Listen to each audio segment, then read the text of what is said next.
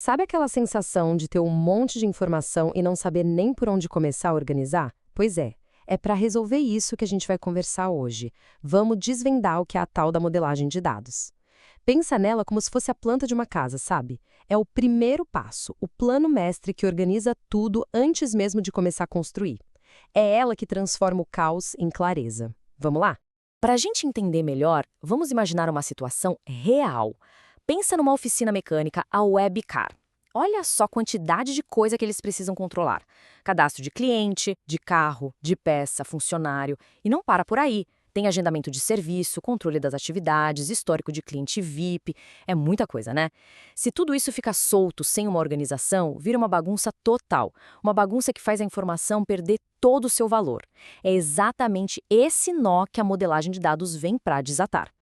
Então fica a pergunta, né? Como é que a gente pega todo esse quebra-cabeça de informações e monta um sistema que funciona? Um banco de dados de verdade que ajude a oficina a crescer?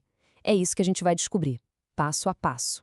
E para nossa conversa fazer sentido, a gente tem um caminho a seguir. Primeiro, vamos olhar bem de perto para o problema, os dados todos bagunçados. Depois, a gente vai ver a solução, que é o nosso plano mestre. Na sequência, vamos entender quais são os tijolos que constroem esse plano, as entidades e os atributos. E, por fim, como a gente conecta tudo isso com os relacionamentos. É uma trilha bem lógica, do caos até a ordem.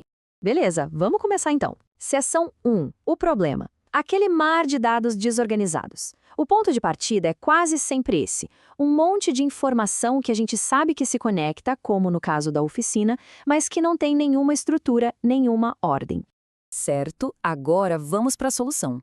Criar o nosso plano mestre. É aqui que a modelagem de dados entra em cena. Ela é, de fato, a planta baixa que vai organizar toda aquela bagunça. É uma etapa de planejamento e, olha, uma etapa fundamental. Acontece antes de qualquer código ser digitado para garantir que a base do sistema seja forte. E isso não é só uma metáfora, tá? Existe uma definição mais formal. Segundo Kogo, lá em 1997, ele disse que a modelagem de dados é basicamente o detalhamento dos tipos de informações que serão guardadas em um banco de dados. Ou seja, é o ato de parar, pensar e definir direitinho o que a gente vai guardar antes de sair guardando de qualquer jeito. Bom, e esse processo de modelagem não é uma coisa só. Ele é dividido em 3 níveis, quase como uma jornada que vai da ideia até o código. O primeiro é o modelo conceitual, que é o quê, a visão geral. Depois vem o modelo lógico, o como, onde a coisa começa a ganhar estrutura. E por último, o modelo físico, que é a implementação de fato. É quando o plano vira algo concreto. Vamos detalhar um pouco mais. O modelo conceitual é o primeiro passo, a visão geral. A grande sacada aqui é que a gente não fala de tecnologia, de programa, de nada disso. O foco é totalmente no negócio.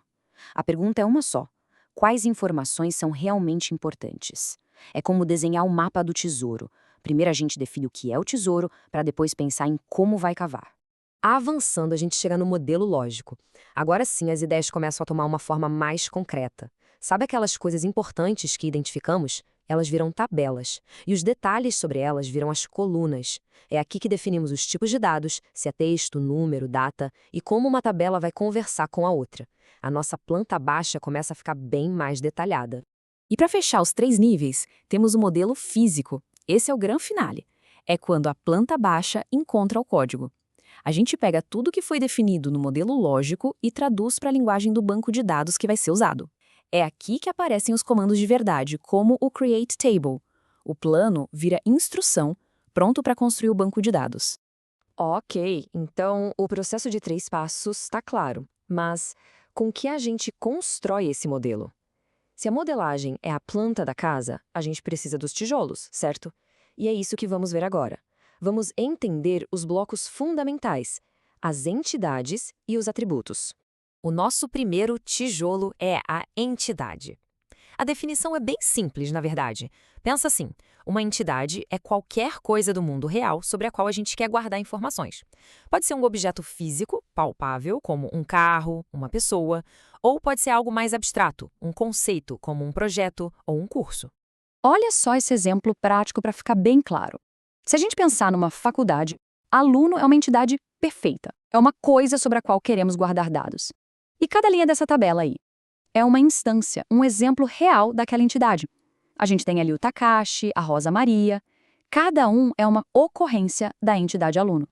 Beleza, se a entidade é o tijolo, o que é o atributo? O atributo é uma característica desse tijolo, é uma propriedade, um detalhe sobre a entidade. De forma bem direta, são as colunas da nossa tabela.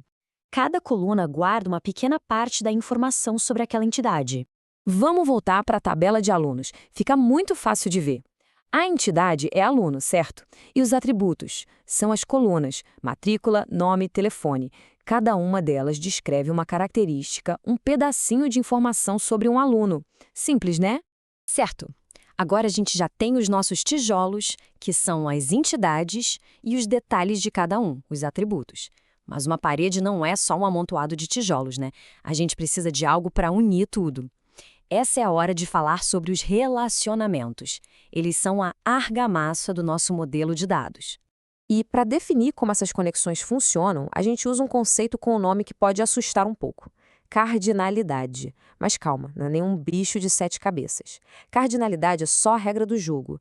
Ela define como as entidades se associam. Por exemplo, um curso pode ter quantos alunos? E um aluno pode estar em quantos cursos? Quem responde isso é a cardinalidade. Aqui tem 2 exemplos bem comuns para a gente visualizar. Do lado esquerdo, a gente tem o 1 para 1. Pensa, um aluno tem um único número de matrícula e esse número de matrícula pertence a um único aluno. Simples. Já do lado direito, temos 1 para muitos. Um único curso pode ter o quê? Muitos alunos. Percebe? São essas regrinhas que dão lógica para o sistema todo. Então, para a gente amarrar tudo que foi visto até agora. Primeiro, a modelagem tem 3 passos, do mais abstrato ao mais concreto, conceitual, lógico e físico. Segundo, construímos tudo com entidades, que viram as tabelas, e atributos, que viram as colunas. Terceiro, os relacionamentos e a cardinalidade são a cola que une tudo. E o mais importante, um bom modelo economiza tempo, deixa tudo mais claro e, de quebra, mais seguro. E para a gente fechar, fica aqui uma provocação. Agora que essa ideia da planta baixa dos dados ficou mais clara, dá uma olhada ao redor. Pensa em qualquer processo, qualquer sistema, qualquer planilha bagunçada. Que tipo de caos de informação poderia ser organizado usando essas mesmas ideias? No fim das contas, modelar dados é isso. É a capacidade de encontrar a ordem no meio da bagunça.